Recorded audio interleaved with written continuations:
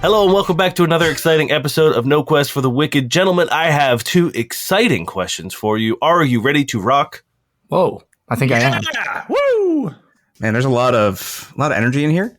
And we're at an 11, and I need us to come on down to a 7. Well, he said the questions were exciting this time. He doesn't always say they're exciting, right? Like this is a special occasion. More importantly, are you ready to roll? Yeah.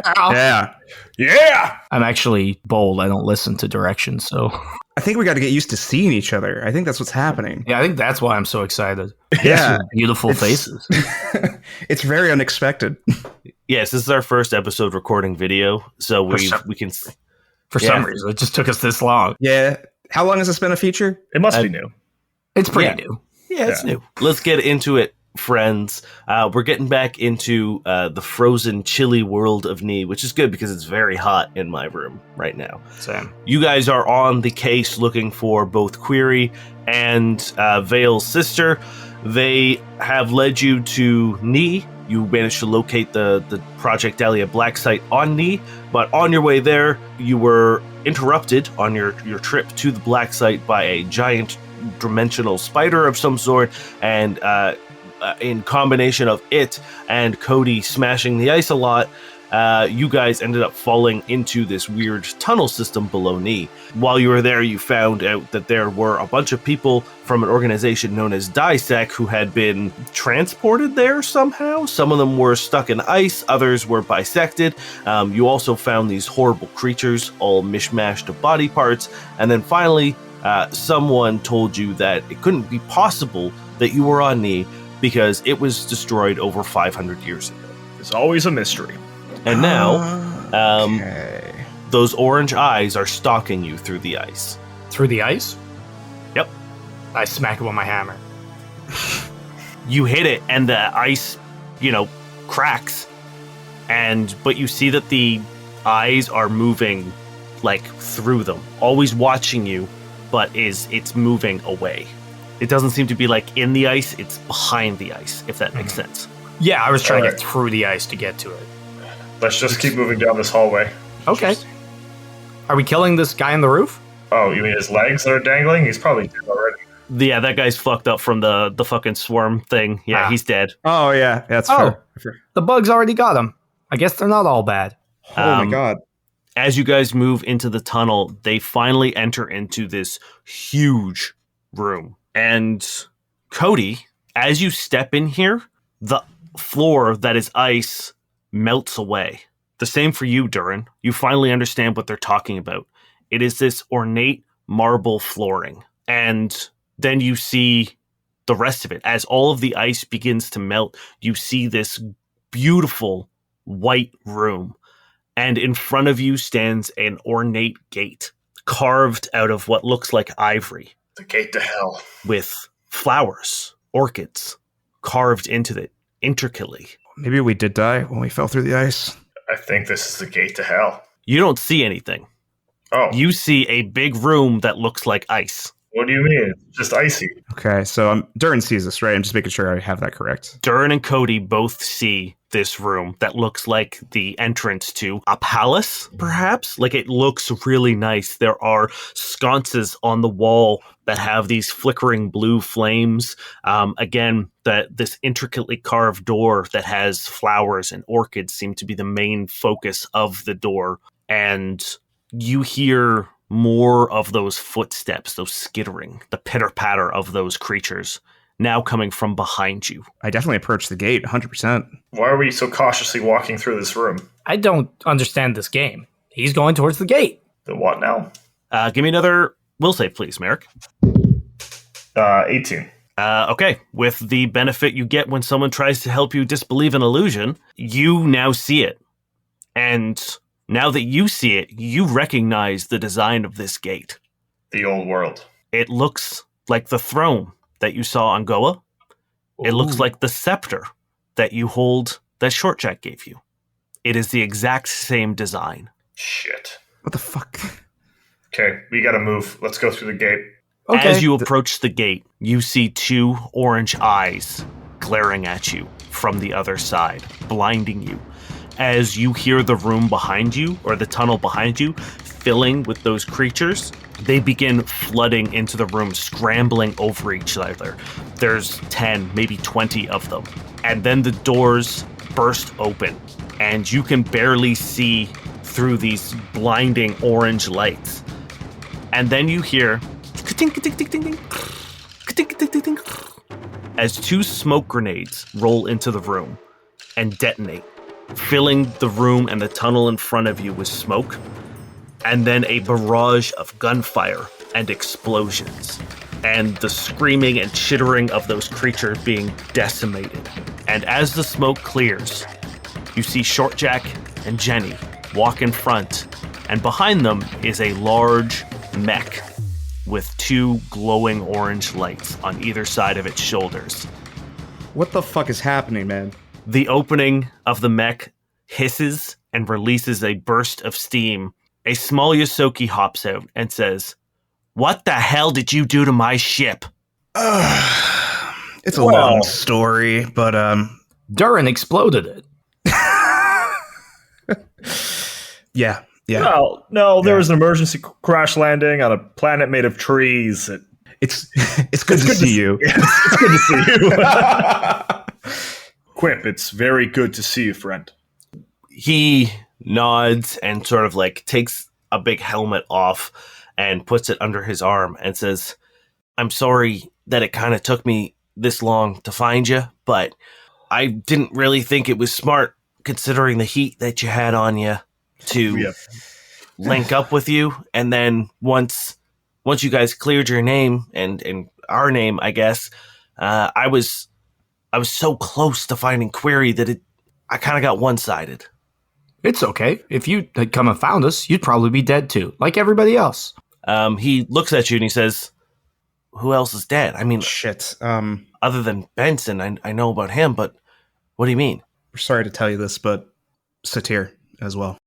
He puts the helmet on the ground and sits on it and just kind of puts his head down for a second. He goes, "Damn it." Yeah. We just have to keep moving forward. Yes, Cody's right. So, Quip, you've been here for a while, by the sounds of it? Yeah, about the time that you guys had your trial over on Therum is about the time I got here. And let me tell you guys, it's not good here on Knee. No. Oh, we figured that out. What is your relationship to these monsters, Quip? We heard stories that your mech has been seen during all the monster attacks. Have you been doing more of a research, recon kind of thing? Yeah, I feel like they're the key to finding Query. Well, I mean, I know where Query is, but I can't get to her. Dane, can I roll a sense motive Yeah. on that sentence just to make sure he's not involved? I think Merrick is skeptical. Sure. That's going to be a 15. You have no reason to believe he's not telling you the truth. Okay. You see Cody like holding his hammer in a not so friendly way. Friend, have you been gooped by any chance? Have I been gooped? Silver liquid? Mind controlled? Anyone speaking through you? Yeah, an evil god perhaps come back to destroy the universe, something like that. Nope. Just the voices in my head. Cody definitely is not putting the hammer down. Sorry, I mean like just the ones that are always in my head, that have always been in my head. You know, the ones that are always like, you're not doing a good enough job. Kind of like the mom and dad that you used to have that. Oh, and like an internal narrator, right? Or Yeah. something He's like always that. been gooped. Yeah. Cody, I don't think he's been gooped. I've relaxed the hammer slightly. Holy shit. I've been trying to track down these things because I don't know if you know this, but the things that are here shouldn't be here. We killed a big spider. Durrin told me it shouldn't be here. You said about you know where Query is, right? But what does that mean? Well, I'm assuming the Dahlia Blackside. Yeah. And Quip pulls out a little data pad and he turns around and shows you and hands it to you. And there is a like small flat base in the middle of nowhere, but it has this rippling purple field around it. What's that? It's some sort of dimensional warping. I cannot get through it. I've tried once, and it was very bad. So I don't think I could survive trying to do it again. Dimensional warping. Okay. Quip, have you come to any conclusions about the nature of this planet? We were told that this is not the original knee, that something happened 500 years ago, and that this was probably made by a group or individuals to serve some kind of other purpose. Oh, you met the guys in the purple? What if they just got warped in from a different reality where Knee was destroyed? That kind of dimensional warping? Quip snaps his fingers and points at you, Cody, and says, yeah, I don't think they're from our Casa Mall. Excuse me? Pretty fucked up. So, again, all the things that are here shouldn't be here. And I think that they are being pulled from other dimensions. Huh. Okay. I wonder what they're looking for. That's a lot. I wonder if Mezo's trying to, get back his wife somehow from, a different dimension, because that's the reason for the whole Dahlia stuff, right? It's a very good point, Cody, because we were trying to figure out what this project is, and that's the best guess I think we've gotten so far. I mean, it would make sense. It would probably require such a huge power source that they would... Yeah, because in my brain, he was trying to cheat death, which, like a resurrection or a rebuild, but to pull an exact copy, and that would be the same that he knew. Yeah, maybe For the most we part, don't... We don't know how she died, so maybe he's worried that whatever happened to her will still happen, and that's why they're making the life support system. Yeah, that's what's weird, because now we have a dimensional thing, and the life support system mentioned earlier. Where's that connection? You're techie, and I look over at Quip. Yeah? Want to have a look at some cool schematics we found? Sure. I toss them over. This is heavily involved in whatever they're doing at this site. I explain the Iberium and I guess try to explain the silver liquid. Oh yeah, it's one of those really cool conversations where and we met a Valai, and then we met an evil Valai, and it's just we do a lot of info dumping when we meet characters. It's one of my former lovers destroyed a planet or helped destroy a planet or something. Yeah. Or Satir destroyed a planet, and he was on the planet fighting a fire witch. Yeah, Quip is completely unbothered by all this. Is just like, Quip is. Jenny and Shortjack are also adding in their sides of things, talking about the fight of Voltaire, you guys stopping the apocalypse on Goa. This has been it's been a long week. I think I don't even think it's been a month yet. It's been pretty nonstop. Yeah. We've done it so often to them that I'm sure at this point either they're so used to it that they are just very casual, or it's probably quite nice for them to be on this side of it for once. Yeah. Yeah, Shortjack gives pretty much the whole rundown of Goa. Jenny's giving the whole rundown of Surth. And once you finish catching Quip up, he's looking at the schematics and he says, if you know that, I mean, there's not a whole lot. This is just kind of a patent and not really a business plan. So it seems you know what it's for. It's a life support system and a material or a metal that seems to be infused with nanites that can shapeshift. That's pretty much what we know. And they're not necessarily the life support isn't necessarily linked. They're just two patents for those proprietary tech. So this is more just a proof of concept. It's not actually, because in our world, you don't really need the ability to do it in order to make the patent. You just need the idea. Is that kind of what this is? Yes. Okay. So what I'm saying is you more or less have learned everything you're going to learn from the patents Gotcha. Because they don't have any sort of contextual information on them. It's just sort of this is what we made. And you guys have had some of the system's smartest people look at this stuff. Fair enough. Okay. What if it's more simple? What if the life support is just for Mezo, who we know wants to live, if not forever, then quite long? And maybe the shape-shifting weird metal thing is for Wire, and he can be even more fucked up than before. Do we know that he really wants to live forever? Is that actually I believe Are we just assuming this? I believe we know that he goes in weird hibernation periods to extend his life. Yeah. So you know that Mezo does Yeah, I do it's know kind of that. it's intermittent fasting, but for cryogenic sleep. Mm-hmm. So he'll go in, and technically he should be in one of his hibernation right now, because there is a woman named Susan Roke who is currently running Contra. And generally, once someone takes over Contra, it means that he's in hibernation, but his ship was spotted on Knee. Cody, like, glitches for a second, and then, like, almost, like, jolts back up. So we know he wants to stay alive for as long as possible. Could be that. I look at Durrin for a split second and just make eye contact. Could it be a life support system for Alpha? It's very much like, we need to do something about this kind of look, but I don't. Yeah, right now I'm just thinking of the plot of the Spider-Man game for the PlayStation. You know how, how Norman Osborn, the Harry Osborn in that world is being preserved because he's like dying slowly, but he needs to be kept alive for some. Anyway, that's where my brain is. Is that Mazo is Norman Osborn. So he's the Green Goblin. So that's what we're getting to. You know what? Hey, that's canon for me. I'm cool with that. Quip stands up and just says, I'm glad I was able to find you guys, because I'm going to need your help figuring out a way to pierce that barrier, and I don't really know how. Well, have you have a base of operations besides a scary tunnel that we can get to? Which I'm assuming you didn't create, right? No, these things, no.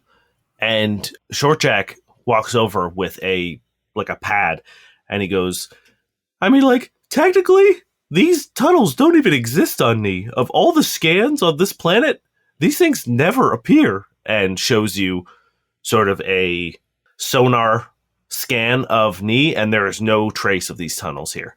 What the fuck? Are we in a different dimension? Is Knee even real? Are you our Quip? Oh.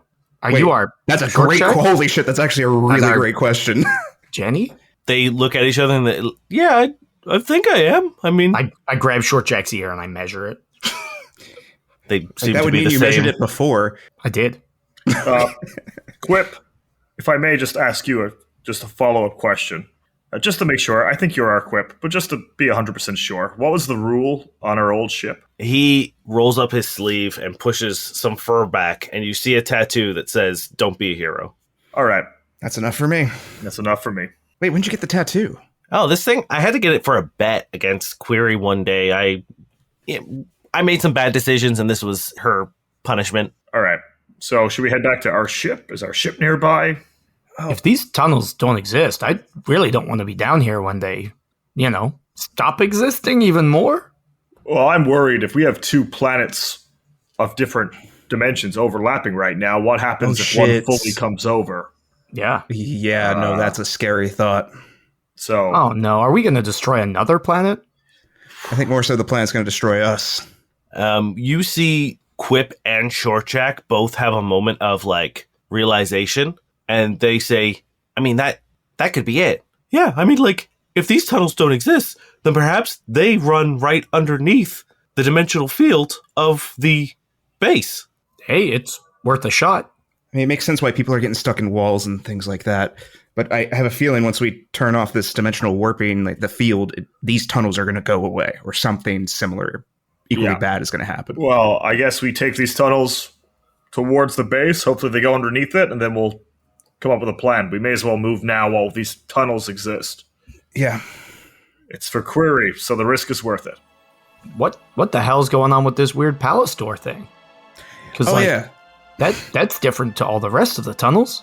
And it kind of looks like that throne from Kaya, right? Oh, Short Jack, can you go touch that stuff for me, please? If it's safe. Short Jack looks at you, and it's like, I know I don't usually go on the adventures, but is that just kind of how we do things? Just go and touch stuff? I touch stuff all the time. Pretty much. Cody's touch stuff. Merrick's touch. It's your turn, more or less. I want to roll perception for traps real quick. Oh, yeah. When you're in the thick of it, you really just got to feel your way through. I'll wiggle my fingers. That's going to be an 18 perception, Dane. Seems all right. Sure, it's fine. Short Jack slowly walks over and begins taking his big work glove off. And he lays his hand on the door, and the spaces in between, the negative spaces of the relief, fill with a light, and the doors begin to close. Are we in? Oh, we're are we inside, right? We're inside that, right? Yeah, we're there. Or You guys are still in sort of like that lobby. I'll let this happen. I'm curious. Yeah, and they seal shut again, and you hear sort of like almost like a magical power down as the gates stop glowing. And then Short Jack looks at him again and just touches it, and once again they fill up with light and they begin opening. Oh. Is Short Jack some kind of interdimensional gatekeeper or royalty or Well, all I can say is, Short Jack, my assumption, my deduction, is that whatever species Short Jack is, was the ones that ruled here. However, hundreds of thousands of years ago, whatever the timeline is. Yeah, this isn't our first throne, so No. Short Jack is very excited as you're saying this. Like his eyes are like big and wide. right. Yeah, different dimension could fit. Yeah, Short Jack could be from a different dimension, is my new thought. wow, Short Jack, you just got even more cool. I mean, thanks, but like, how the hell did he get here? How'd you get to go again? What's the... Ship I was crashed, right? I was on a ship and it crashed. What's your very first memory? I was in the fringe, and some of the Verdant Guard found me when they were out there, and they brought me back to Kaya. Well, maybe we'll find out more as we So go. many questions. Oh fuck! We'll never get a goddamn answer. This entire story and campaign has just always felt like I've been missing a piece every step of the way, and it's so fucking frustrating. Well, that's the entertainment of it, is the three of us looking like doofuses and a bunch of people listening to the podcast probably understanding what Dane's going for and us being like, If there's one thing we're good at, it's being doofuses, okay? 100%. Oh, absolutely. I like clap Short Jack on the back. I'm like, well, as we go, just keep those touching hands ready. He wiggles his fingers. I wiggle them back. Them touching hands. I know I don't usually come with you guys, but I think I'd like to this time, if possible. I mean, Catherine's watching the ship. Short Jack, Yeah. do you remember the elephant back in Kaya? Yeah?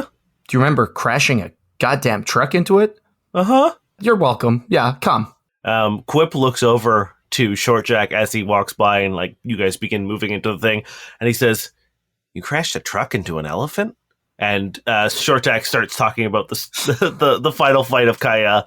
Oh, I have questions for Quip too. Holy shit, Quip! What happened on the cube? Like, we got separated. What happened on your end? We all kind of like went our own separate ways. The three of us got in a car and we're trying to get to the ship because that was the plan.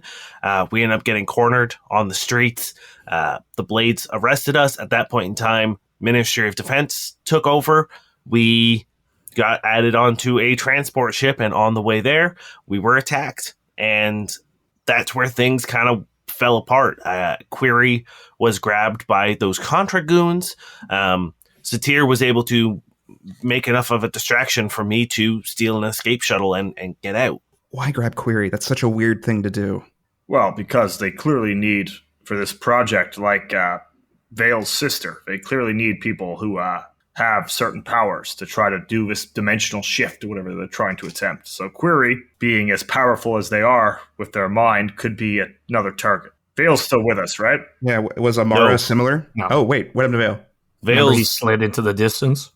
Oh, yeah. Vale slid off and got launched at some point in time, and you have not found Vale yet. Shit, okay. We should start moving with more urgency then. Yes, yes, I agree. Do you have any more questions for Quip, though?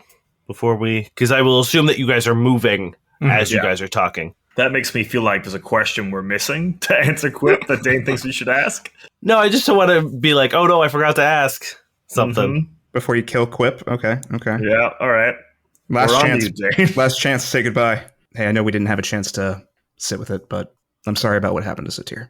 Yeah, thanks. He was, he was one of my best friends. I worked with him for a long time, so it sucks. But I'm glad that you found him, and he didn't go alone.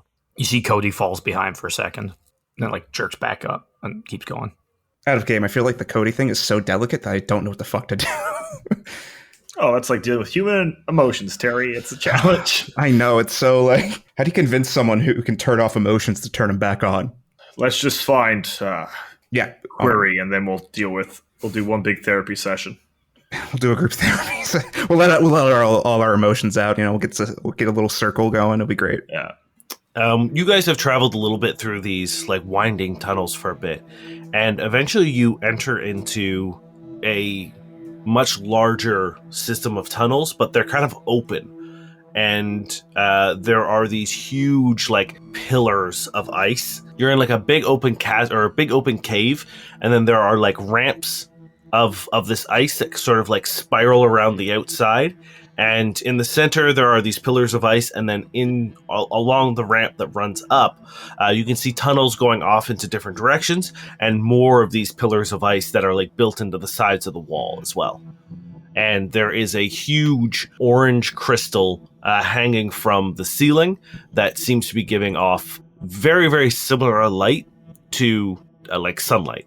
Before we keep going, we haven't done our Jenny ability for the day, have we? Ooh, I guess not. No. Cool. I just remembered that. Yeah. So roll me some d4s. I got me a 3. So practice makes perfect. I can treat a skill check as 10. I got a 1. You can do a +5 before you roll or a +2 after. I got a 1 as well. Let's get a check on that crystal thing. Yeah. What kind of check you want? Mysticism. I'll also accept physical science. I'll roll mysticism. Well, just let someone else handle it. That's a natural 1, so a 5 for mysticism. Cool. It looks like a big crystal that's giving off light. Huh. That's a strange light bulb. Merrick, who has traveled the galaxy, who has numerous things in his book, is like, glowing crystal. Cool. I'll put up, new chapter. Glowing crystal-shaped light bulbs? Huh. Just kind of cool. Efficient? Question mark? Thankfully, you do have Jenny with you, who looks up. Thank fuck. And she says, I haven't seen one of those in a long time. Crystal-shaped light bulb. Makes sense. Did they fall out of fashion? No, they're just not super practical. It's what you do is if you get a light or a crystal that conducts light, you can actually infuse it with a daylight spell, and if it's the right material, it gives off all the same benefits of daylight. So we use them for like our trailers or tour buses, anything like that, where we are sort of in space for a long time or travel for a long time and want to, us humans require a little bit of vitamin D, and that's how we used to get it. Nice. So you don't get space scurvy. Daylight gives vitamin D. Oh no, Terry, that's not a sci-fi fact. Well, I mean, daylight spell is what I've written down. Sure, Terry. All right. What do they teach you down in Florida, bud? Oh, man, I guess they don't teach us that because we're just fucking outside, like, mischief. Too much mischievous. So there's multiple tunnels, right? This seems to be like a hub of some sort. Okay. Perception. Perception? Give me perception checks, please. Yes. Oh, it's so bad. I have not rolled above a 10 today yet. That's a 13. 14. A 24? Okay. Cool. Durrin, Yeah. as you guys are making your way into this huge cave system, you notice that there is a greenish bluish mold and like plant matter that seems to be growing at the base of some of these like ice pillars, and anywhere there's kind of like cracks, there seems to be this mold growing. Can one of you sciencey folk take a look at this? Quip, Short Jack, and Jenny all go over. I have a sword. I swing really hard. It seems something so unusual in this place. You see Quip and Jenny are beginning to walk over there, and Short Jack like runs and hops over them and it stops them and goes, whoa, you don't want to go anywhere near that. Yeah, let me touch it. No, don't touch it. Nobody touch it. Nobody look at it. Nobody do anything with it. Whose turn is it to touch things? I swear to God, if you guys start touching it, I'm going to be so pissed at you. I'm just wiggling my fingers. What does it do, Short Jack? It's cerebric fungus, I think. That sounds fun. That sounds all right. I mean, it shouldn't be here. It doesn't make any sense that it's here. Well, add that to the list. Yeah, I guess that's kind of par for the course right now. So what it does is it just kind of like grows and then slowly takes over people's minds and then adds that to its own consciousness and kind of becomes like a super sentient plant eventually, where it can tap into the minds of everyone that it's infected and use their abilities. Should we put on our air respirators? Yeah, probably a good idea. Yeah. Okay. Yeah. Put that on. That's for fucking sure. Hold on. That sounds super similar to the goop. Also to Kayatri. Thank you for bringing all the science the science NPCs with us. We really appreciate it. Yeah, Short Jack does another very good roll and says, it's not really like, yeah, there's some similarities here, but like this is like a symbiotic situation. I don't think there's a correlation between this and the goop or anything like that. Mm-hmm. Okay, well, thank you for stopping the touching. Okay, where does it normally grow, I guess? Like, where should this be? This is usually like a dense jungle kind of thing. It's usually like where plant matter thrives. It hides amongst the roots or in trees, that kind of stuff, so that generally doesn't target people, but rather animals, and just becomes an apex predator of its natural environment. So can we make it the other knee, the knee that is encroaching into this reality, may not be an ice world? Is it a jungle? It might not be neat. It could be anything. Yeah. Because that spider isn't meant to be from neat. Wait, would the spider also come from a dense jungle world as well? You guys describe the Ursica, and when you do, they kind of like look it up, and they're like, no, it's definitely like an Arctic thing, but like definitely not from Ni. Okay, we're getting a whole like shuffle of multi-dimensional shit just kind of happening, all centered here. I believe it's called a clusterfuck. Yeah, it's not just overlapping with another knee. We're overlapping with probably everything. We should probably get the fuck through here as soon as possible, or now that we're all protected, scoop some up and use it as weapons later. No, that feels like a bad idea. Yeah. Also, that wouldn't really help us, because it doesn't really affect the person that gets affected. It's more of a benefit to the plant. So you're really just making a copy of whoever you're trying to fight. That's not good. So we need to befriend the plant that controls the cerebic fungus so we can use it in combat. I believe we just move on from the cerebic fungus. I agree. Wait, so this is like a hub. Is there like, you know what? I don't use a skill too often. It's not too great. I'll use my survival to see if there's been people that comes through here. Sure. If that's okay. I'm going to beat you to death tomorrow, Terry. 19. It's hard to tell because the floor still has the appearance of the ice, but you can tell that there's something off with the construction of this. This doesn't seem like it's naturally formed. Okay. And that, I think, is what I can give you with a 19. Fair. So, where do we go? Forward. Yeah, but there's multiple forwards as I pan to all the tunnels we can go through. Yeah, there seems to be like a winding path along the exterior wall, and every now and then it like branches off into tunnels. Well, do we have a compass? Do we have a map? So you don't have a map. For all intents and purposes, they don't exist. I mean more like they know where it is on the surface, right? The bubble. Oh, yes. So we have a direction, right? Yeah. Let's go that way and deal with it. Yeah, I guess towards follow Quip, because Quip would know where the base is, right? Yeah. Yeah, you give us the direction and we'll pick a tunnel at random. Nothing can go wrong. Cool. Give me a perception check. I literally rolled the exact same. 20. 13. 29.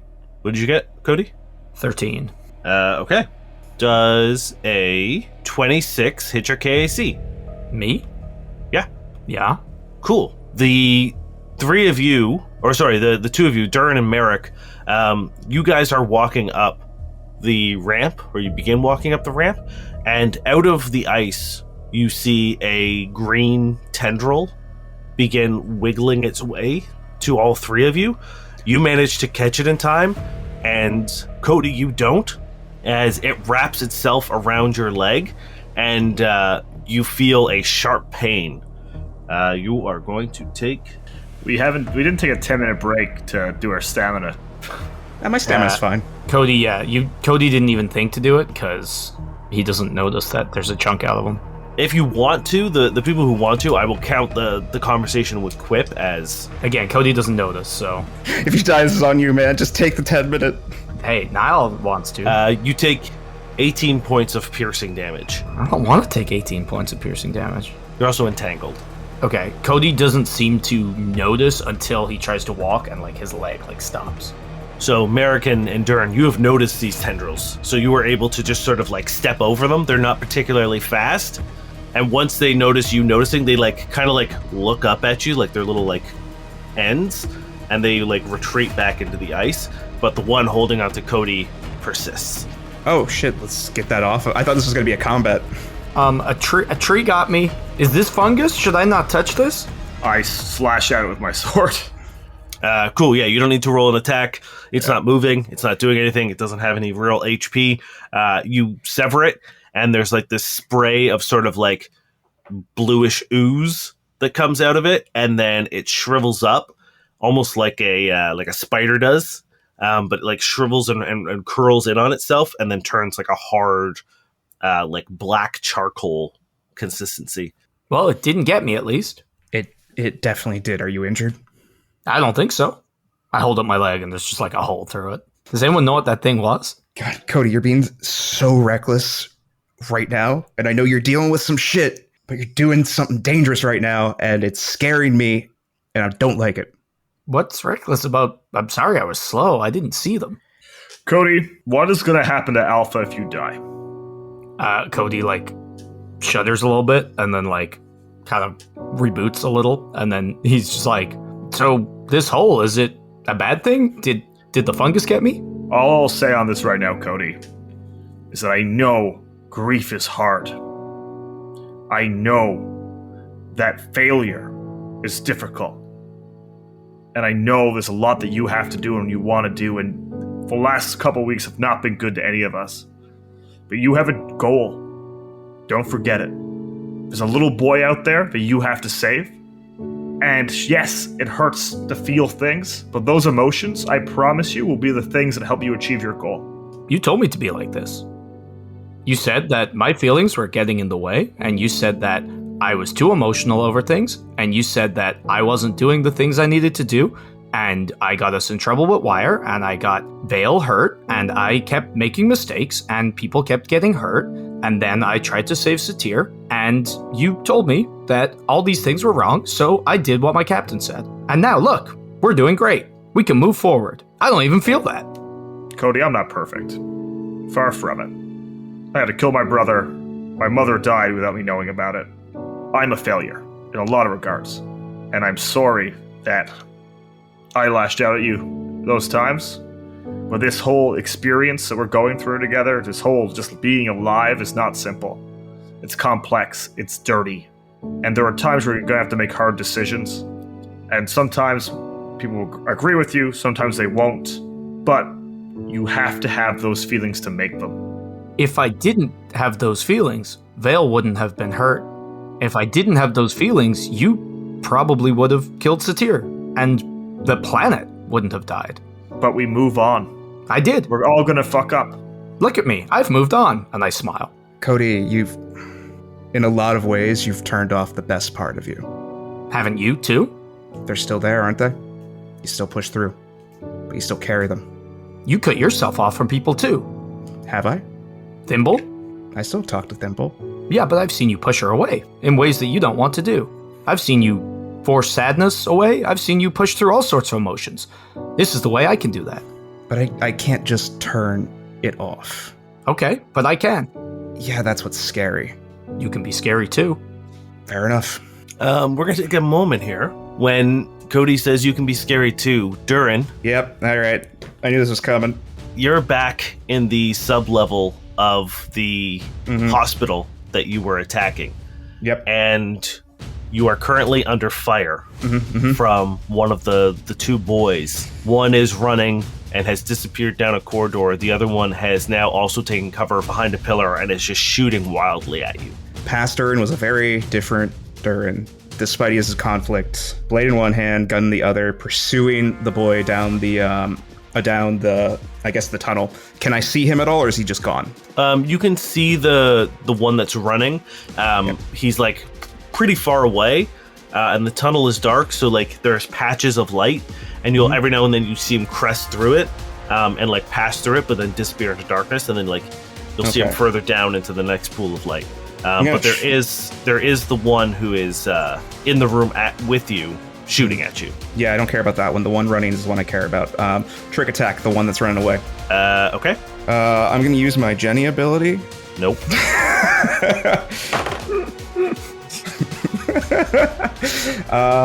Let's see. My stealth is a 23. Sorry, not 23. 33. Yep. And he is flat-footed for the shot as I take a shot at him. He's actually a CR 14 boy. 19 versus EAC. Yeah, you hit him. He's an unarmored kid. I know. Oh, fuck, of course. Max damage, of fucking course. 18. Let's get the precision damage, why don't we, right? Yep. We're having so much fun right now. Plus 15 on that. Cool.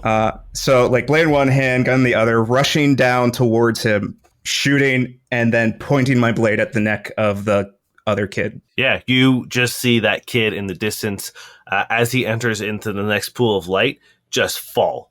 And then you hear the body slide a little bit and come to a stop. And the other one, who you've now put your sword to the throat of, is looking at you. His hand is trembling, and he just says, "Why are you here? We're not hurting anybody." I don't think I'm going to answer, and I'm just going to do non-lethal to knock him out. Okay. I won't make you roll for it. It's Okay. butt of your sword just to the temple, and he crumples to the ground. Oh, that didn't feel good, but fuck me. Okay, I'm going to try to get Dirk on the line again, but I'm assuming nothing. Yeah, radio static. All right, I'm going to check their belongings, despite how scumbaggy that feels, for any information that I could use.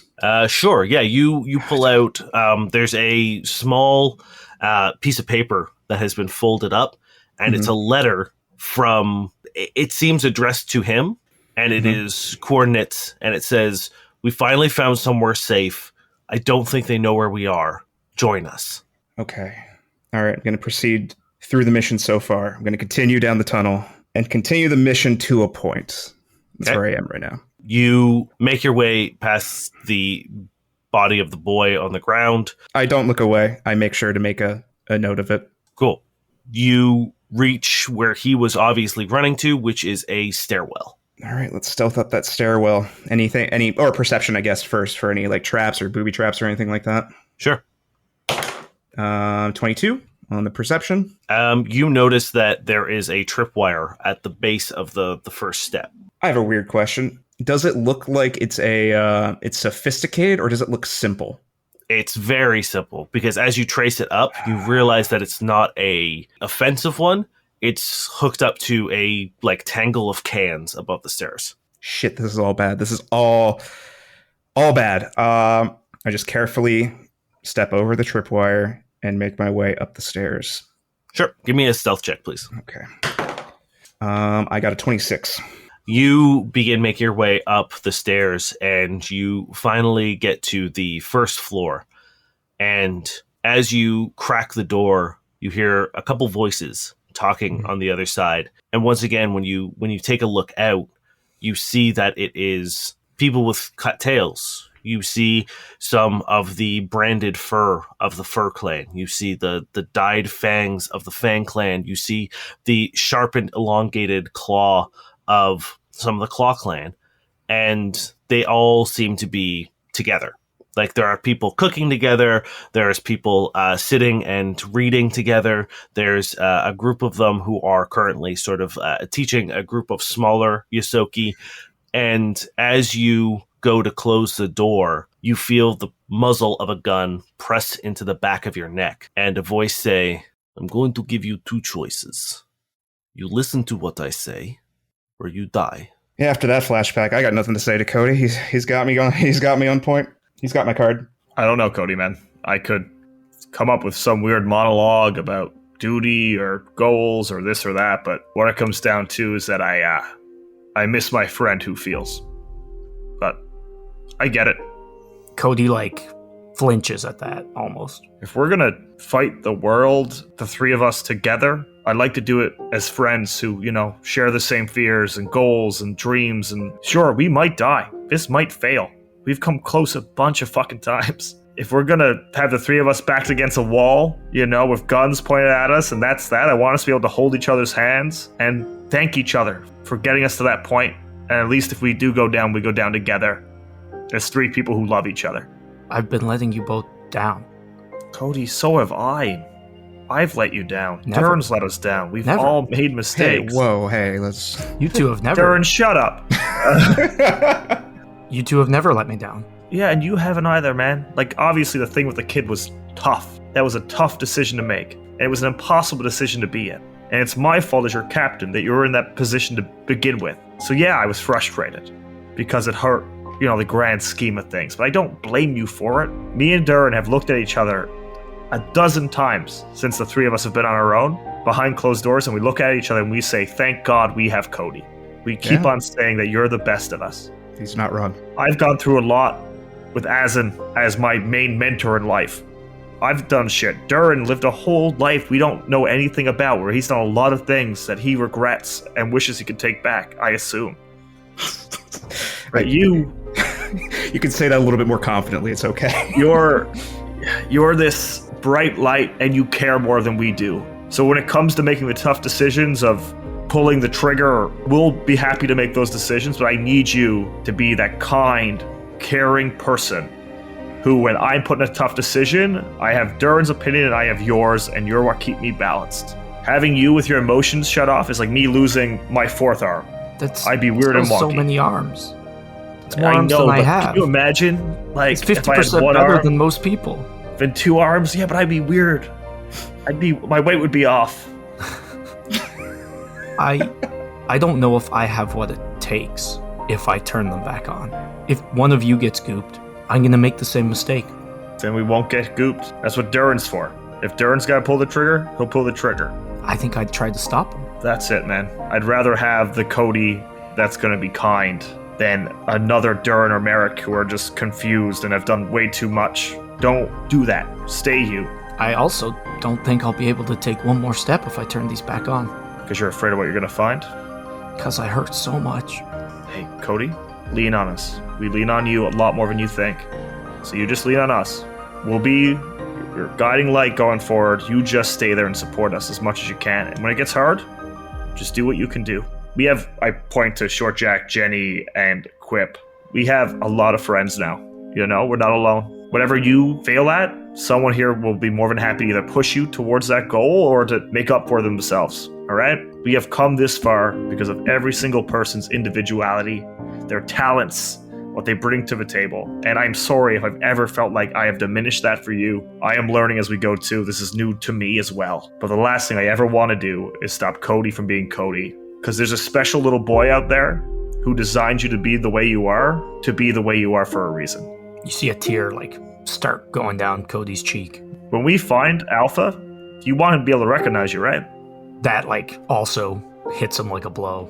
So let's go sneak into this weird base from a different dimension, or whatever the fuck is happening, and we'll find Query, we'll find Alpha or clues about Alpha, we'll kill some crazy old man who's fucking around with time and dimensions, and we'll blow up some kind of weird robot android that killed us last time. We'll do all these things together as a team, or we'll die together as a team. That's it. Cody looks at Durrin. Like I said, you kind of turned off the best part of you. And Cody just collapses to the ground and starts bawling, crying. Yeah, we'll hold him. Unconsolable, sobbing, just four-handed back pats. It's a lot of back pats. The best kind of hug. Yeah. Short Jack and Jenny have joined you as well. Short Jack wraps his arms around you, and Jenny puts her hand on your head and just sort of musses your hair a little bit. I urge Quip to join in. He walks over and with arms reach, just kind of pat. And Cody's just saying I'm sorry. I'm so sorry. I'm sorry. I'm sorry. Hey, you don't need to apologize, but we accept your apology and we move forward. In the distance, you hear a scream. Right now. My leg is so sore. And then you hear, oh fuck, oh fuck, oh fuck, oh fuck, oh fuck, as you see Vale run out from one of the tunnels higher up They slip on the ice, hit the ground hard, and sort of like keep sliding down. If he slides out of view again, Dan, I'm gonna fucking jump through this computer and throttle him. Just down another tunnel, gone. You see a giant green tendril slam out of the tunnel and is trying to grab him. And then you see another of those tendrils come out of the cave, and they're about the size of the cave opening. And then all of a sudden you see all of the cave openings fill with those tendrils. Oh. Everyone roll me initiative.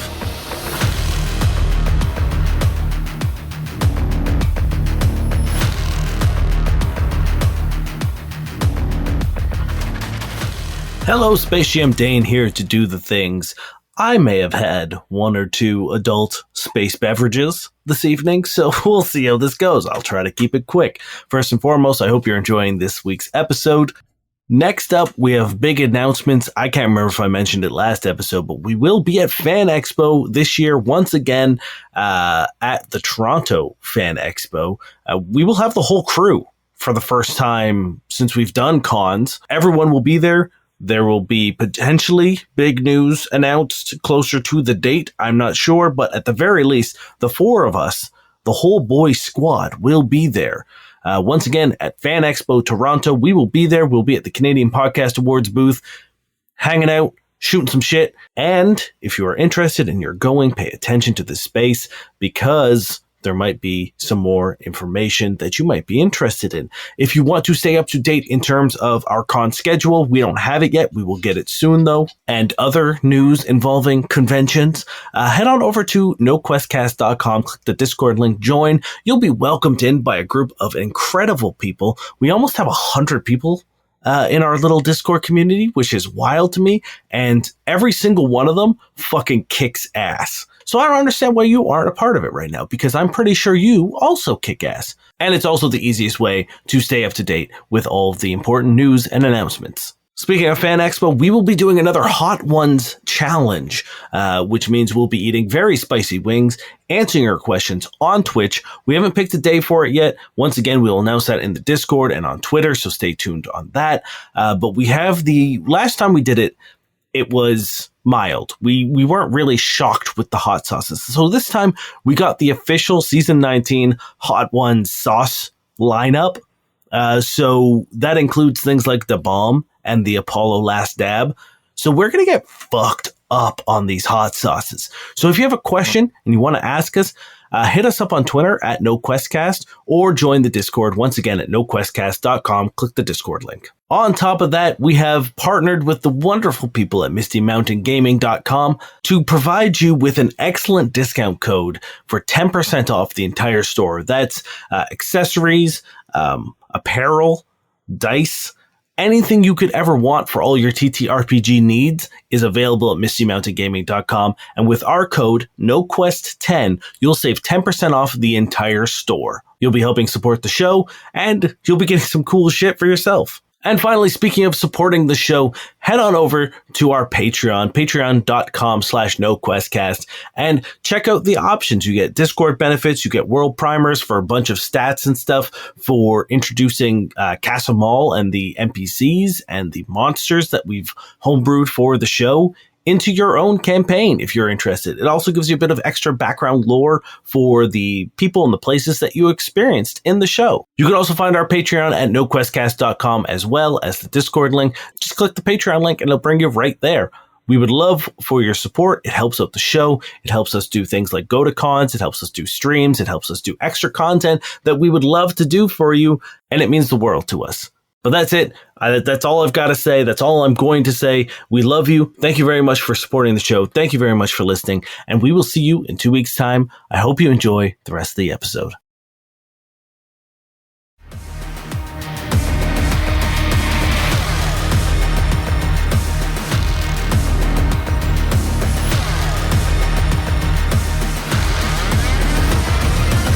Cool.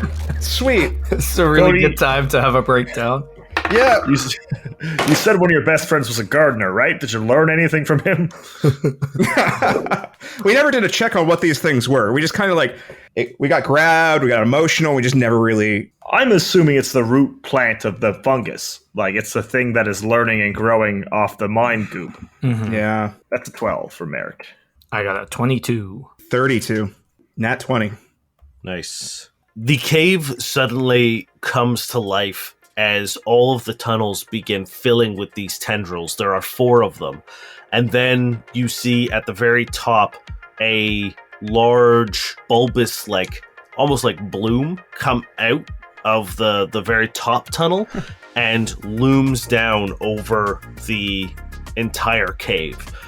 It's got these almost like a flower before it opens up. So it's this like tight green diamond and sharp green frills coming out the side of it, and you see it beginning to open. Everyone in the room hears, "This belongs to me now, and so will you." Cool. Sweet. Vale, respirator. Put on your respirator. You can see Vale already has their hazmat suit on, or like their environmental protections on. And as they are trying to gain balance from sliding down this ice, one of the tendrils just grabs him and is now like dangling him above like the main sort of like central column of this cave system. Durrin, it's your turn. Yeah, okay. It's just starting to open, right? It hasn't opened yet? It's beginning to bloom, yeah. Okay. So I'm assuming it's going to be a hot second before we can do some proper damage on it. I guess this would be like a life science or something check, right? To find out what this is? Yep. Or I will also accept mysticism. Okay, what if you... Are those abilities you need to be ranks in order to use? Yeah, I'm guessing? Yeah, yes. Okay, cool. I'm going to activate my mirror image. Okay. Wait, it's the same day as the truck, right? Yes, it is. Never mind, can't do it. Okay, I will activate my cloaking shield, or my cloaking ability, and I will hide in plain sight. Okay, I got a 37 on my stealth. Okay. In your head, you hear, "You can't hide from me, little one. I see you." Oh, that's concerning. Anyway, that's my turn. That's very concerning. Cody, it's your turn. Tears streaming down his face. He looks up and he's like, "Vale, I'm so sorry about how I've acted." And I'm just like unloading my gun on the tendril that's holding him. Probably should have asked how high up he was, but I mean, he's used to being held at heights. At this I feel point, like it'll be fine. it's true. Me doing something that gets him incredibly injured is also on brand. So, 14 EAC. That's actually going to do it. Oh, okay, cool. And a 17, so I hit twice. Yep. These things are fucking massive. It's difficult to miss. 26 points of fire damage on the tendril holding him. Perfect. Merrick, it is your turn. All right, Merrick is going to... So we're on a path right now, and this is one of the tendrils is like blocking a tunnel, correct?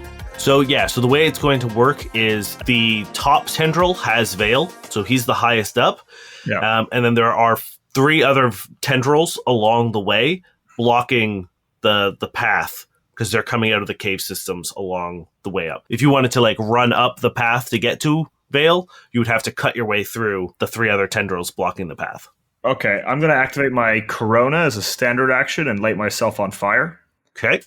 And then I'm just going to move up to the first tendril, and I'll take the attack of opportunity if it has reach. And It will, yes, it's going to take its attack of opportunity. it takes 2d6 fire damage for attacking me with a natural weapon. Okay. I'm assuming a 20 doesn't hit you? That's just 2 fire damage, snake eyes on the dice.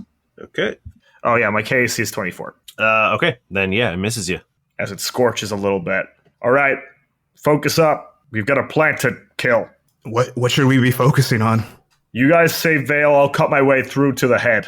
It is its go, and it finally blooms open, and when it does, the whole cave fills with this shrill, ear-piercing shriek. And everyone's gonna have to give me a will save, please. Oh, my... Cool.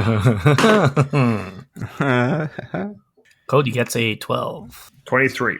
13. I'm right there with you, Cody. Cody and Durrin, you are filled with this anxious feeling, and your stomach begins to turn and your mind begins to race, and you are nauseated for this turn. Oh, Is fun. Okay. Disease, mind affecting, poison, or sleep. Oh, this is mind affecting, yes. Okay, I get a +2, so that would be 14. That would still fail you. I think I'm going to plug in Jenny's Walkman. Okay. as this like it streaks over me. I like manage to like pull it up and press play, and Carry On My Wayward Son starts playing. Holy And shit. I believe I get to re-roll with a +2. Yeah. God fucking damn it, this works. No. No. Actually, it's the exact same roll, even with the +2. God damn it. I don't know how to work it, so like I pressed the wrong button. Yeah, you hit rewind, and it's beginning to like go backwards, and all you just hear is like. Okay, now it's going to. Sorry, I was too busy trying to not be whatever it was going to do to me that I don't know what it did to me. I think this plant came in at a really bad time. We were having a good moment, Dane, and I don't appreciate it. I was getting a hug from all my favorite people. I hate to break it to you, but that's why it showed up. What? Oh shit! Okay, it's kind of rad, actually.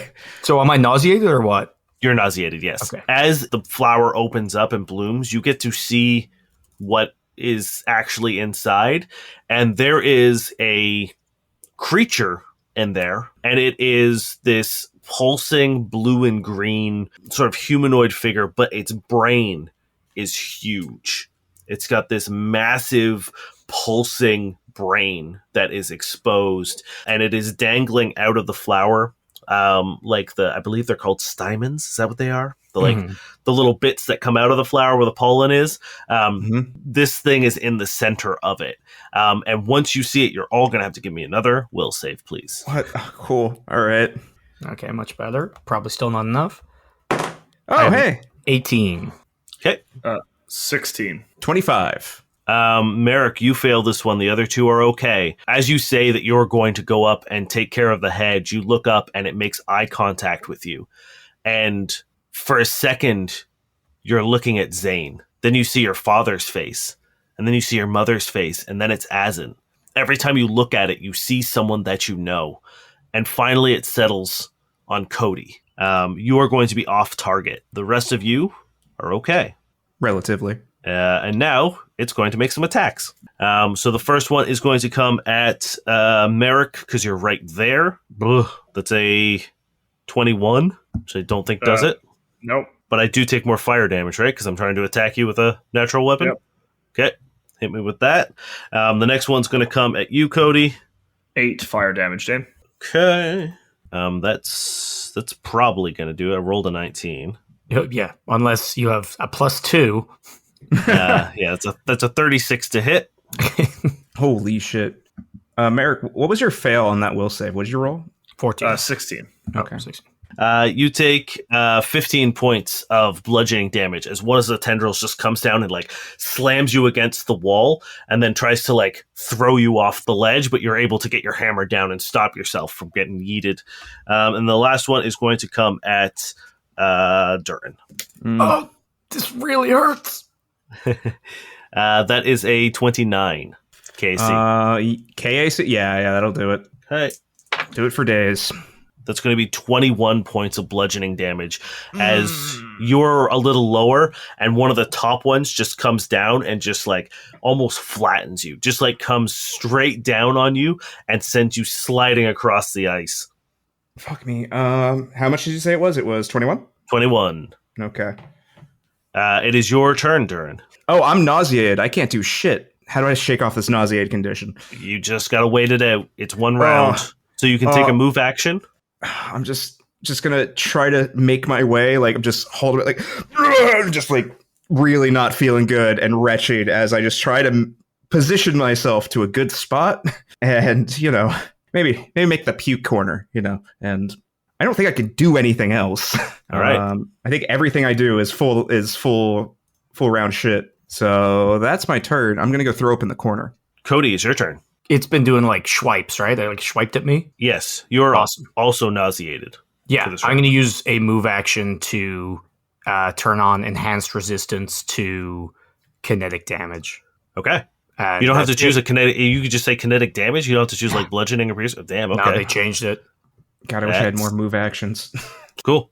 That's awesome. That's me. Merrick, it's your turn. Get out of my head! And I'm going to slice down at this plant. Cool. You'll be taking a -2 for off target. Yeah. That's why I'm only making one attack. Cool. Does a 26 KC hit? Absolutely. Sorry, a 22 KAC. Yep, so it's 26 points of damage. okay. Does it take extra damage just for your corona? Not yet. On the next turn I take, it will start doing that. Okay, cool. Then it is its turn, and it looks at you, Merrick, and you hear in your head, "You failed me, Captain. You'll keep failing. You're going to lead us all to our death. Like right now. You brought us here." And you have to give me a will save. 21. Very good. You will be taking half damage from Mind Thrust. Oh, fucking Mind Thrust. Oh shit. I love that psychic creatures always have Mind Thrust because it's such a beefy spell. This one's only second level, so it's not that crazy. You take 14 points of psychic damage as you begin feeling overwhelmed with guilt, but you're able to shake off most of this psychic assault. And then 3 attacks are coming. You see Quip and Jenny and Shortjack are helping fight one of the tendrils that came out through one of the tunnels at the lower end. The 3 of them are fighting that one, just because I don't want to have 3 NPCs in this fight. But Dane, we want the 3 NPCs in this fight. It would be really helpful. It would be really poignant after we all just made up and hugged, and I could add a couple more tendrils to the fight if you want. No thanks. That's really bad. That's a 21 against your KAC, Merrick. Yep, doesn't do it, and it takes 7 points of fire damage. Okay. That is a 27 against you, Cody. Yeah, you know it. Okay. This thing's attack is weird. It's 3d4s. You take 17 points of bludgeoning damage. You notice not all of that goes through. As it goes to hit you, it tries to just do a big side swipe, hit you with the broad side of it, and it just kind of bounces off you a little bit, and it seems confused. It goes again. It's trying to hit you, and it's just not really finding purchase. It's kind of armor plating has just kind of jutted out of Cody on one side. And that's going to be 17 plus 18 for you, Durrin. I assume that's hitting. Yeah, that's 100% hitting. Absolutely. Yeah, that's another... Because I'm assuming I take minuses for being helpless with nausea as well, right? No. Oh, okay. But either way, it's a 30-something. Yeah. Yeah, no, that's still stupid, but yeah. That's 14 points of damage. Oh, cool. All right. Cody and Durrin, give me perception checks. Oh, okay. Fucking nat 1. Oh, mine's not that bad. 33. You, for a second, hear voices, and you hear them say, "Are they helping? Are they fighting it?" And then you can't hear them again. Did it sound like a voice in our head, or did it sound like a voice somewhere nearby? Honestly, it's hard to tell. That's fair. It doesn't make any sense. You look behind you, and it's just one of those ice pillars. And that seemed to be where the voice was coming from, but you've also heard this flower plant thing talk to you in your head as well. Yeah. It is Durrin's turn. You are no longer nauseated. You're back. Sweet. Yeah. Oh my god. Okay.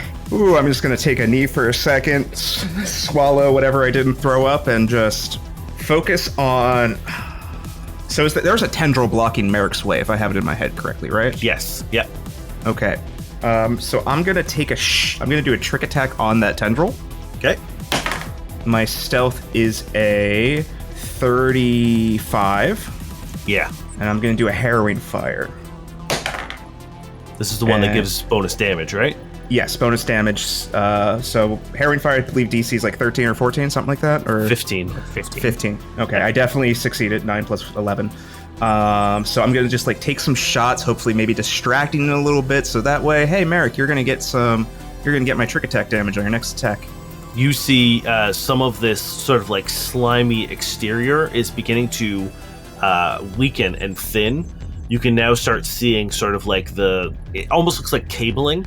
There are these thin strands of green filament that this tendril is made of. It looks like vines upon vines upon vines that have been bundled together and then encased to make an even bigger tendril.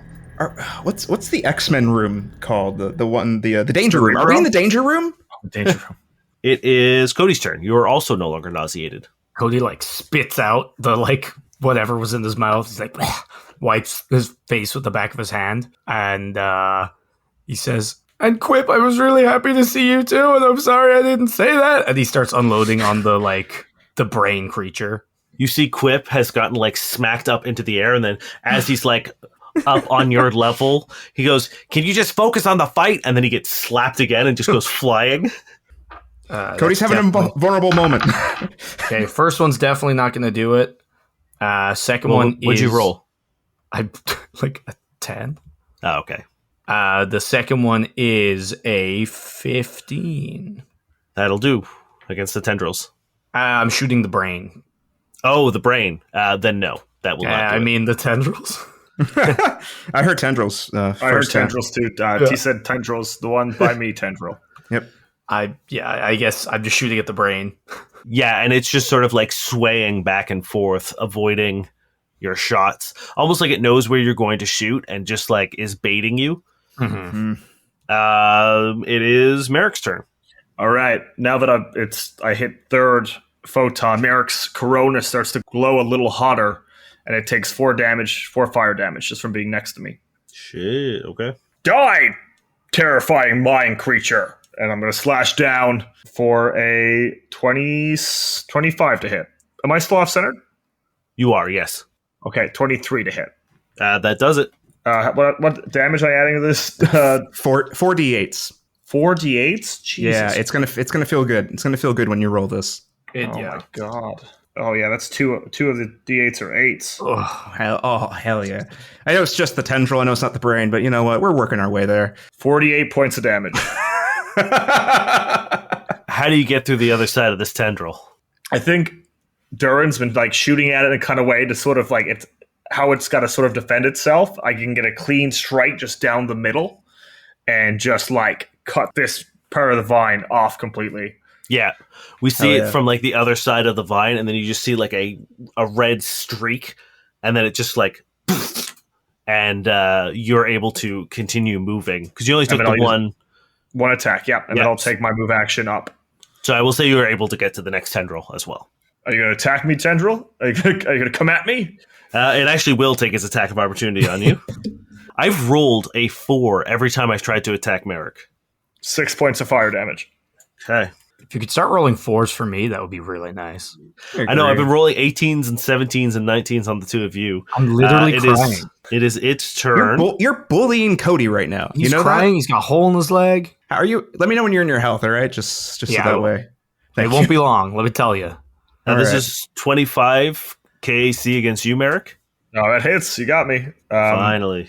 And I just rolled the damage for that, right? Yeah. No, this is a different attack. So he takes another 8 points of fire damage. Okay. This is a pretty good one. You're going to take 21 points of bludgeoning damage. As you are running up, it tries to hit you. You manage to dodge under it, but then it's above you, and it just comes slamming down on top of you. Who should I attack? Either Durrin or Cody. There's only one free tendril. It's going to attack Durrin. That's a good call. 19 KAC? That does not do it. How do you dodge this tendril? It's coming straight down from above you.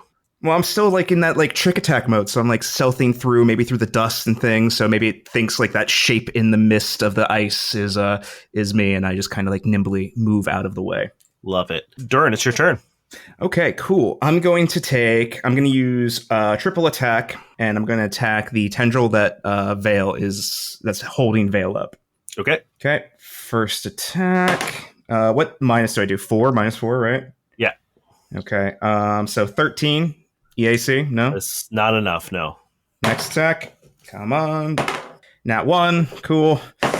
And another 13. Sweet. That's great. I'm glad I used those three attacks. You are taking shots, but it keeps putting Vale sort of in the way, and at the last second, you have to sort of like pull your shot off and. Causes them to miss. However, you did roll a natural 1. I know, yeah. Okay. So I'm going to need you to roll another attack roll, please. This is going to be a nat 20. I know it is, but don't bring that energy in here. Okay, no, it's not that bad. I apply the -4 to this, right? Yeah. Okay, cool. 16. So You're good. A shot just whizzes past Vale's face, and you hear them shout, "Okay, maybe we leave this one to last, please." This gun, it's just, man, it's really acting up today. You know I'm a technomancer. I can see it's working fine. Yeah. Yeah, it is. I'm just terrible. Cody, it's your turn. Cody's like, and Short Jack, when you came to talk to me on the ship, you were so nice, and I really didn't engage, and I'm so sorry. And I'm just gonna fire twice more at the brain. You see him hopping over. It's like he's pretty much playing jump rope. It's like swiping back and forth, and he's leaping over it. And he's like, "Yeah, it's all right, Cody. We're just kind of like really busy right now." Okay, there we go. That's going to be a 25 EAC. Yeah. This is the brain? This is the brain. Yeah, okay. I shoot it right in its brain. Oh. Okay. All right. That's 17 points of fire damage. Whoop, whoop. Nice. Second attack, probably not going to do it. That's a 20 EAC. That'll do it. Oof. Against the brain? Yeah. Yeah. All right. Good to know. That's another 17.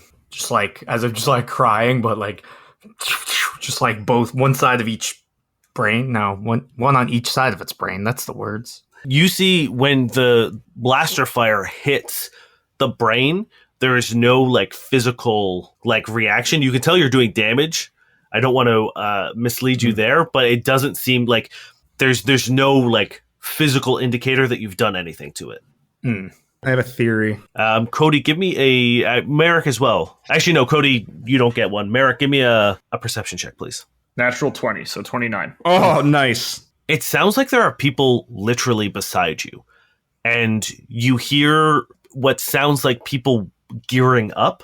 You can hear like the sounds of weapons clattering. You can hear, and then you hear someone say, "We've got to help them. If they have a chance, we can help." Beings of another dimension. My name is Merrick, and I'm about to kill this motherfucking plant. Hell yeah. And then you hear, "Can he see us?" To war. Merrick, it's your turn. I'm going. Am I still off whatever it's called? Yep. Off balance? Fucking Christ. Okay, then I'll stick to one attack just to be safe. Wait, don't I go before Merrick? Yeah, you missed 3 times. Oh, you're right. Sorry. I actually just deleted that turn from my brain, so we're good. I'm glad you want to forget it, Durrin. It's all right. It's like So at start my turn, it takes 4 fire damage, Dan. Okay. And that is a natural 1 to go after my natural 20. cool. You beef it. As you're talking to like these voices, the tendril has just sort of like slid to the side. So when you turn back around to swipe, you just hit nothing, and then it comes back into position where it was. It is its turn. It's only got 2 tendrils left. It's going to do 1 on Merrick for sure. There we go. That's a 30 to hit you, Merrick. And that's 7 points of fire damage. You've done a lot of you've done 25 points of just fire damage. You take 18 points of bludgeoning damage as it resets its position and just comes back really hard and hits you. And it's trying to very obviously throw you off of the platforms you're on now because you are getting higher, and it knows that it would suck for you to fall. And then the second one is going to come after Cody because it went after Durrin. That's a 19 on the die, so I'm assuming it's it's him. That is 19 points of bludgeoning damage. You notice not all of it comes through. You're able to get these like armor plates up in time to sort of like blunt some of the attacks, but it's just relentless. It just keeps like switching sides, and like it looks now like it's just trying to tire you out. It's happening. It's Durrin's turn. Okay. I'm gonna trick attack the tendril that currently Merrick is next to now. Yep. Yeah, let's just do that first. The stealth is a 22. That's not enough. Okay, it was a nat 1 anyway, so that's fine. So okay, just standard attack then. 14. Cool. This is good. I'm glad. To hit? Yeah, to hit. Yeah, What's no, your dex, Durrin? Like, what are you attacking with sometimes, bud? Well, no, I've been rolling like 4, 3, and 6s like all that last time around, so it's been pretty bad. My dex is pretty solid. It's a +5. Cody, it's your turn. Do I need to roll something to figure out what you meant by there's no physical reaction, or are you just trying to tell me like it wasn't like a secret like danger spot. That, but also it's yeah, you'd have to roll a mysticism check too to figure out. Well, I don't have.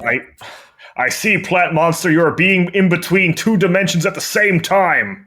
And Jenny, you were so nice when I talked to you, and your gift was so cool, and I didn't really appreciate that at the time, but I really felt it, you know?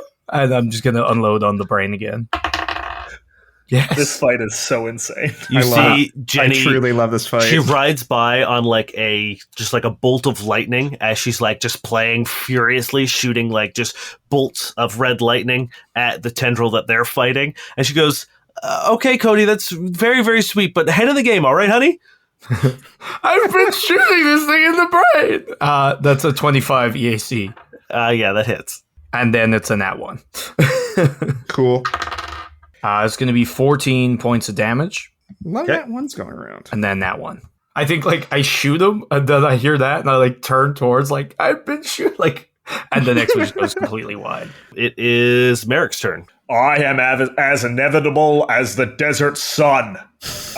It takes 4 points of fire damage, and I'm going to make another attack. Am I still off center? How do I get rid of that? Is that something I have to like take an action to get rid of, or No? Unfortunately, it is just you failed your save against its aura, and for as long as it's alive, you're going to be doing it. All right, then I will take one attack to be safe. That's a 19 on the dice. That's going to be a 33 to hit. Oh yeah. That's 28 points of damage. How do you cut your way through this one? So last time Merrick missed, and he has new interdimensional friends who might be seeing what he's doing, so he sort of takes poise after his big statement and just like cuts it down the middle. Okay, yeah. And it sort of like splits open, and once again you see it like peel back and like curl in on itself and turn into that hard sort of like charcoal looking thing that you saw in the smaller tendril that got Cody. And then I move up once again. Cool, yes. How close are you to that head now? He's got one tendril left. Oh, okay. But before that happens, you see a volley of arrows come from one of those pillars of ice. And Pardon me? Hold on. Pardon me. A volley of arrows. yep. Okay. The fuck is... In your world, call me the sun god Merrick. As you're running up, Merrick, you get to that last tendril, and a just barrage of arrows soar over you. You see their shadow, almost like a swarm about to descend on you, and they arc over you and land into the tendril in front of you, and it shrivels and dies. Huzzah! And it once again turns into that hard charcoal looking stuff. And they fucking pretty much one-shotted that thing. Actually, they did one-shot it. And that's not the one holding Veil, right? That's not the one holding Veil. So now there are two left. There's the one that is holding Veil at the top, and then there's the brain. The brain. Yeah. Mm-hmm. It's go. With what? What they got left to hit them with. Well, they have one tendril. But it's holding Veil. Are they hitting us with that one? It is the brain Oh. who will be doing things now. They were just kind of chilling, but now they're not. You hear them say, the voice in your head begins echoing through both of you, and they say, "You will succumb to me. One way or the other. We will be one, and you will know peace." You see the brain begin waving their arms like hypnotically, and then with a sort of weird hand gesture, a blast of force comes shooting out of them. What save? Reflex saves, please. Everybody? Oh, I can do that. Everyone. Oh, nat 20. Non-nat 20. 17. It's my best save. Durrin, you take 10 points of force damage. Cool. And Merrick and Cody, you take 5 points of force damage. And then I get to attempt a single bull rush combat maneuver on everyone affected. Even if they passed? Yep. Boo. That's just a half the damage. I got nat 20. Boo. That's okay. This is a dookie of a roll for unless their caster level is wild. All right. It is a 7 + 9. No. That's not bull rushing any of you guys. You feel the force kind of like slide you a little bit towards the edge of the walkways, but not nearly powerful enough to knock any of you off balance. Okay, it is Durrin's turn. So to set the stage a bit, the only real threats left are the tendril holding Vale and the center brain. I think Vale can take care of themselves. They're doing great, I think. I am going to use a trick attack on the brain. And my stealth is pretty good with a 36. Yeah. Okay. Now, here's the question. Are the tendrils count as different creatures than the brain? Or are they all the same creature in combat? No, they are individual creatures. Cool. Then I will do a harrowing fire on it. Oh, 15. I just hit it. Holy shit. Holy shit. You begin just peppering this thing with bullets. And once again, it's like it's trying to bait you. But because you're not trying to hit it, it's focusing all of its attention on actually just dodging the blows instead of trying to read your mind. Okay, Cody. That's it. And hey, add some next attack that hits. Precision damage, baby. I'm gonna double attack this thing then. Okay. Fucking nat 20 again. Holy shit. Uh-oh. All right, you're attacking the brain? Yep. Or Vale? You're attacking Vale? Yeah, I'm fucking... You know what? The one thing I also turned off was my hatred of Vale. Now it's back on. You weren't trying to save that kid. You were trying to kill Vale. So that's 29 regular damage. Okay. Don't forget the 48. 48s. Don't worry, I would never. Damn it. Okay. 1, 7, 8, 1. So 17. So 17. So the 29 was your crit damage? Yes. Shame you don't get to double my my trick attack damage. Too dirty. I know. This thing looks absolutely fine. After 46 points of damage? What the fuck? Is the brain thing a fucking fake? You could see that, like, you know, that bluish goop that you saw when you cut the tendril? You could see it dropping out of it, but it looks completely fine.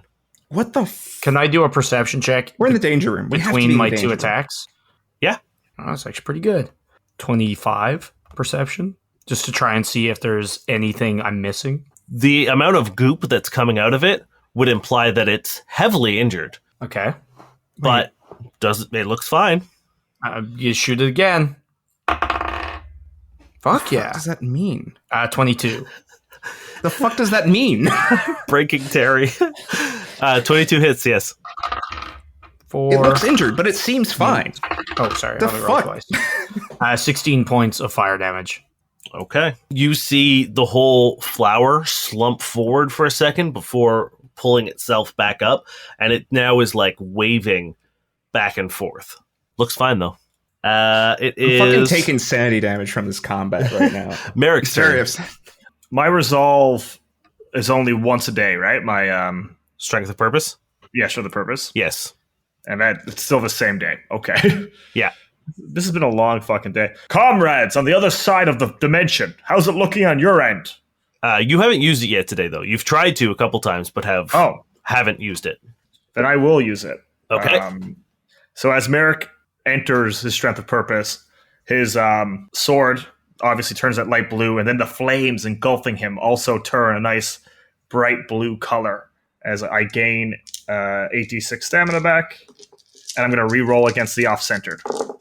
Nice. It might be weird to say it because I came up with it, but strength of purpose is fucking cool when you use it. It's so fucking cool. I gained 30 stamina back, and it was a will save, correct? Yes. And that's going to be a 19 will save. 19 saves. So Merrick, back on track. I'm going to move. Do I have to move up to this thing first? No, so it's like hanging over. So you would have to, I mean, it's wavering now, so you can time your strike when it wavers close to you to try to hit it. Okay, I'm going to attack twice then. Okay. First one is going to be a 26 KAC. That hits. And the second one is going to be a miss. It's going to be a 15 KAC. Okay. That's going to be 26 points of damage. How do you kill it? Thank fuck. So Merrick burns bright blue, whispers one last thank you to the imaginary bowman that might be somewhere nearby. Remember this day. And then Merrick sort of like times it, so I just like clip its brain, and its brain's cut off. There is a sort of like melting of image, and you see how absolutely damaged it was as its illusion form dissipates and it slumps forward, hardens into that charcoal, and begins crumbling into dust. Can I grapple Vale as they fall? Yeah, Vale as the other tendril begins hardening as well and begins crumbling. Vale begins plummeting. Give me a grapple check.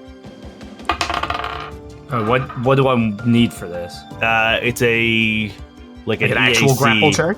No, like an EAC attack. Oh, great.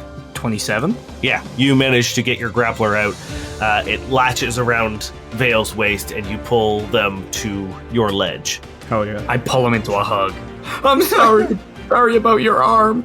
They are definitely like doing one of those absolutely rigid, not hugging you back like stances. And Vale just says, "It is getting very old of the whole me dangling above a fucking dangerous situation with you guys." I don't think you can blame us on this one. No, I'm not. I'm just saying it's getting old. It's fair. I caught you, though.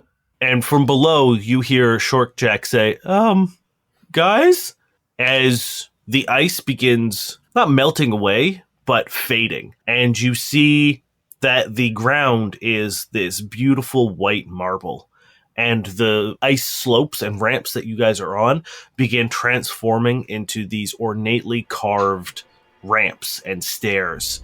And those ice pillars begin turning into columns of houses. You can see doors and windows, all etched with beautiful flowers and orchid designs. The room you're in looks more like a small village than it does a ice cavern. And the sun crystal still shining down on you, you hear mumbling from the houses as finally one of the door cracks open and a small bunny-like creature walks out with a bow in their hand and a quiver of arrows behind them and looks at you and says, "Thank you for helping." Bojack. So happy. Bojack! They take a couple more steps out and suddenly the streets begin filling with these rabbit folk. And they're all coming out to look at what you've done. And then one of them gasps and points down to Short Jack, who is climbing out from underneath one of the tendrils. And the woman shouts, "Our prince has returned!"